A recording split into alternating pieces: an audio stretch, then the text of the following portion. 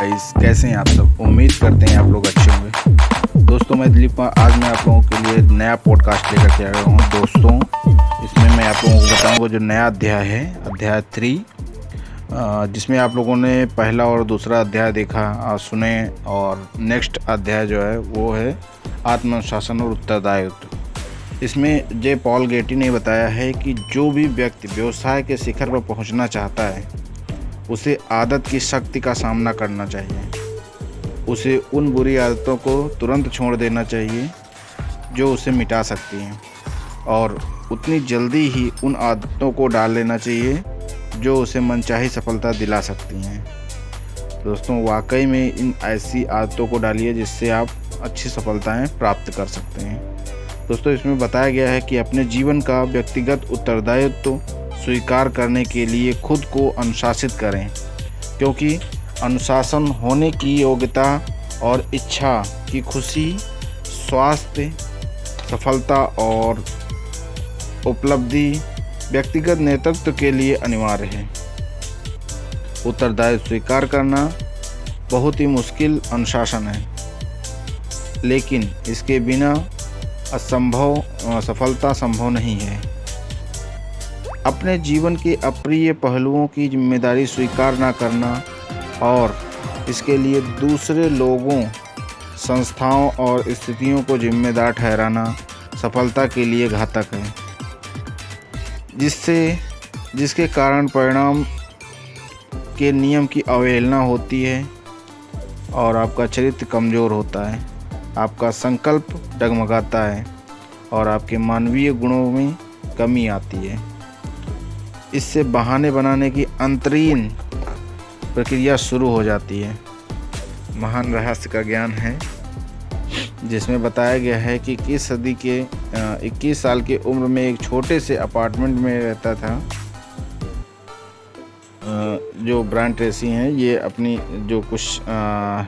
अपनी कहानी को ये व्यक्त कर रहे हैं कि जब वो 21 साल की उम्र में एक छोटे से अपार्टमेंट में रहता था और मज़दूरी करता था, तो मुझे सुबह 5 बजे उठना पड़ता था ताकि मैं तीन बसें बदलकर 8 बजे तक काम तक पहुंच जाऊं।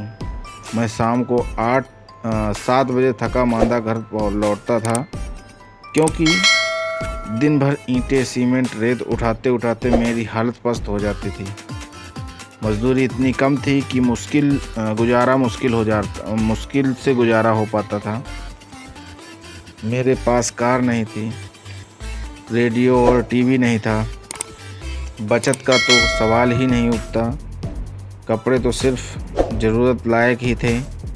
सर्द के मौसम में बाहर का तापमान 0 से भी 35 डिग्री फ़ारेनहाइट कम था, इसलिए शाम को घर लौटने के बाद में बाहर निकलने की हिम्मत नहीं होती थी।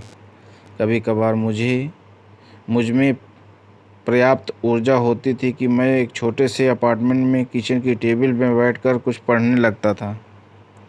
एक रात को टेबल पर बैठकर पढ़ते पढ़ते अचानक मुझे यह ज्ञान मिला कि यह मेरा जीवन है। यह जीवन किसी दूसरी चीज़ के रिहर्सल नहीं है। नाटक चल रहा था और मैं उसका प्रमुख पात्र था। ऐसा लगा जैसे अचानक मेरे दिमाग की बत्ती जल गई हो। मैंने खुद को और अपने छोटे अपार्टमेंट में रखी चीज़ों को देखा। फिर मैं अपनी वर्तमान स्थिति के बारे में सोचने लगा। मैंने सोचा कि मैं हाई स्कूल की पढ़ाई पूरी नहीं कर पाया था, इसलिए मुझे केवल मजदूरी के काम ही मिल सकते थे। मैं बुनियादी आवश्यकताओं पूरी करने के लायक ही नहीं कमा पाता था, और महीने के अंत में मेरे पास बहुत कम पैसे बचते थे।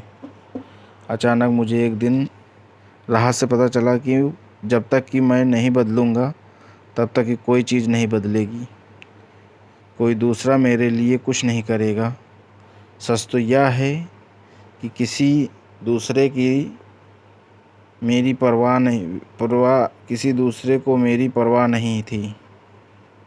उस पल से यह एहसास हुआ कि आगे से मैं अपने जीवन को अपने साथ होने वाली चीज़ों की पूरी जिम्मेदारी स्वीकार करूँगा और मैं एक जिम्मेदार हूँ। इसके लिए मैं एक जिम्मेदार हूँ। मैं अपनी स्थिति को दोष अपने कष्टकारी बचपन और अतीत की गलतियों को नहीं दे सकता था। इसके लिए मैं जिम्मेदार हूँ। मेरे पूरे जीवन की बागडोर मेरे हाथ में है। मैं ड्राइवर हूँ। यह मेरा जीवन है। अगर मैंने इसे बदलने के लिए कुछ नहीं किया तो आकर्षणता की वजह से अनंत काल में इसी तरीके से चलता रहेगा। इस रहस्य को जानने के बाद में मेरा जीवन बदल गया था। अब मैं पहले जैसा नहीं था। उस पल के लिए मैं अपने जीवन को हर चीज़ की जिम्मेदारी करने लगा। नौकरी में न्यूनतम काम करने के बजाय मैं अपने काम में बेहतर और जिम्मेदारी स्वीकार की। मैं अपनी आर्थिक स्थिति, अपने स्वास्थ्य, खास तौर पर मेरे अपने भविष्य की जिम्मेदारी स्वीकार की।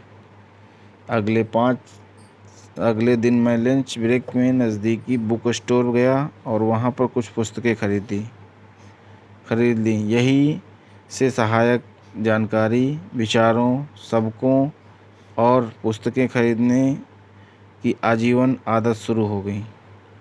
मैंने आत्म सुधार को अपने जीवन की नींव बना ली और मैं लगातार कुछ न कुछ सीखना चाहता था, हर दिन, हर संभव तरीके से। यह आदत आज तक कायम है। आज भी जब मैं कोई नई चीज़ सीखता हूँ तो मैं अपने संबंधित पुस्तकें पढ़ता हूँ, ऑडियो प्रोग्राम सुनता हूँ और कोर्स और सेमिनार में जाता हूँ। मैंने पाया कि अपने लक्ष्य को तक पहुँचने के लिए आपको जिसे योग्यता को सीखने की ज़रूरत होती है उसे आप सीख सकते हैं। समय के साथ मुझे यह तथ्य भी पता चला कि 80% लोग अपने जीवन की जिम्मेदारी कभी स्वीकार नहीं करते। वे हमेशा शिकायत करते हैं, आलोचना करते हैं और बहाने बनाते हैं और अपने जीवन को होने वाली अप्रिय चीज़ों के लिए दूसरे को दोष देते हैं। बहरहाल ऐसे दृष्टिकोण के विनाशकारी परिणाम होते हैं। ऐसे भावी सफलता और खुशी की सारी संभावनाएं खत्म होती हैं। तो दोस्तों, इसमें आप लोगों ने देखिए उनकी कहानी के माध्यम से उन्होंने बता ही दिया लास्ट में कि कैसे समय के साथ साथ में अपने आप को चेंज करना है। इसमें से बताया गया है कि 80% लोग अपनी जो जिम्मेदारी हो स्वीकार ही नहीं करते हैं। वो हमेशा शिकायत करते रहते हैं, लोगों के साथ में आलोचनाएं करते रहते हैं, बहाने भी बनाते हैं कि जीवन में होने वाली अप्रिय चीज़ों के दोष किसी और को देते हैं। बहरहाल में ऐसी जो चीज़ें कर रहे हैं जो लोग, वो दृष्टिकोण से विनाशकारी परिणाम उसके होते हैं। इससे भावी जो सफलताएं हैं और जो खुशी की सारी संभावनाएं हैं वो ख़त्म हो जाती हैं।